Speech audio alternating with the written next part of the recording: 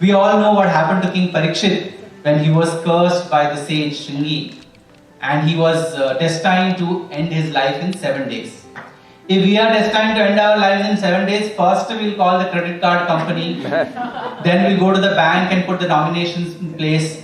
Third, we'll call the shareholder registry and say that these are things I need to do, sell these, don't sell these, etc., etc. Put in place a trust, call your children, give off all the wealth, etc., etc. Parikshit didn't do that. Parikshit straight went to Shuka, his mentor, and said, I have only 7 days. Please give me that which I can achieve in 7 days, because I do not have the 70 which I would otherwise have had an opportunity to use to achieve the ultimate. And there began the journey of the Bhagavat Saptaham.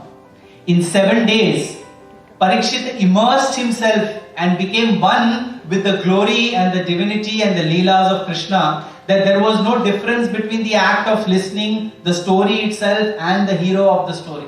It had all become one, such that he was actually reliving the life of Krishna right there, sitting and listening to the grand discourse of Shuka in Naimisharanya on the Bhagavatam. That is the level and the power of Shravanam. The one who listens, the act of listening, the ideal that you're listening to, all become one.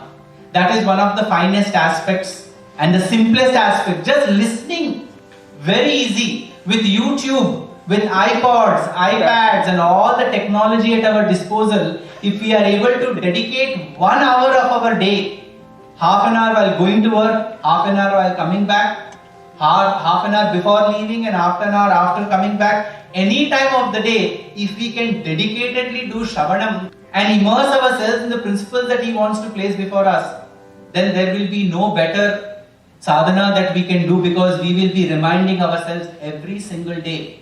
So that is the message of Shravanam which Parikshit gives. But we have another problem, and Swami had narrated that through a story in Trai Vrindavan. So there was this lady who used to visit such a Bhagavad Saptaham every day. She used to come and sit in the first row. This person giving the Bhagavad discourses is usually sitting on an elevated platform. So he was sitting on the platform. This lady is coming and sitting in the first row every single day, whether anybody comes or not. This grandma is there, and all through the Bhagavad Saptaham she is sitting there and shedding tears of joy. So this Bhagavat, the speaker, was exhilarated. If some of you start shedding tears of joy while I am speaking, I feel, oh, my speech has made so much of impact that you all are overwhelmed with emotion. So that's what this man thought, oh, this grandma is totally one with Bhagavatam. Maybe I am Shuka now that this lady is one with the story of the Bhagavatam. So she was very lost in that and shedding tears. And the final day when the Bhagavatam was over, he said, you give the tirtham to all the participants. So he said, first I will give to this lady. So he came to her, gave her, while giving her water, she said, Mother, now my Bhagavatam must have been fully imprinted on your heart, isn't it?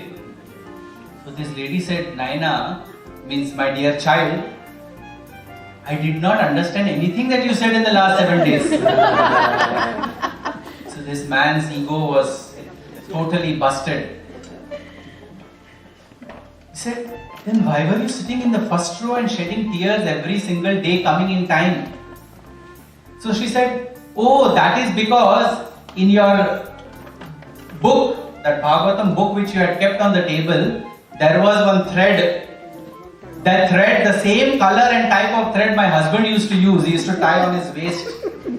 For the dhoti, you usually tie a thread in South India. Seeing that thread, I was reminded of my husband who recently passed away. Thinking of him, I was shedding tears of separation from my spouse. And hence, those tears of sorrow were coming out. It has nothing to do with your Bhagavatam chanting. Swami said to the students after this story, he said, all of you here are like this. You are all listening to discourses, but nothing is going in your head. What is the use? You have to listen to what I am saying. You have to internalize it and you have to practice it. Shravanam, Mananam, Nididhyasanam. These are the 3 steps in our spiritual journey. If you do not listen, if the Shravanam does not happen, there will be no Mananam. If the Mananam doesn't happen, there will be no Nididhyasanam, there will be no practice. So Shravanam is very important. So the example of Shuka or the example of Parikshit is the example, not the example of that grandma while listening to the Bhagavad Parayan.